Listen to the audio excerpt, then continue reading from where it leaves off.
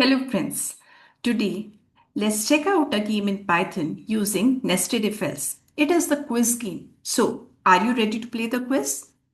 Okay, I answer yes because I want to play the quiz. Here comes the first question. What is the capital of Karnataka?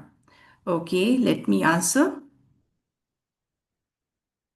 So, I answered Bengaluru, which is correct. Where is Taj Mahal located? Oh, I know this. So, I answered Agra.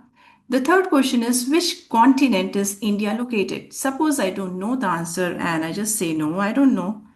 Okay, so obviously my answer is wrong. So it told me it's a wrong answer. So if you can see, this quiz tells me how many questions I have answered correctly. And the question which I answered incorrectly also, it tells me that I've given a wrong answer. So this quiz game also tells me how many marks I have obtained depending on how many questions I've attempted correctly out of the total number of questions. So does it seem interesting to you? Do you want to know the code?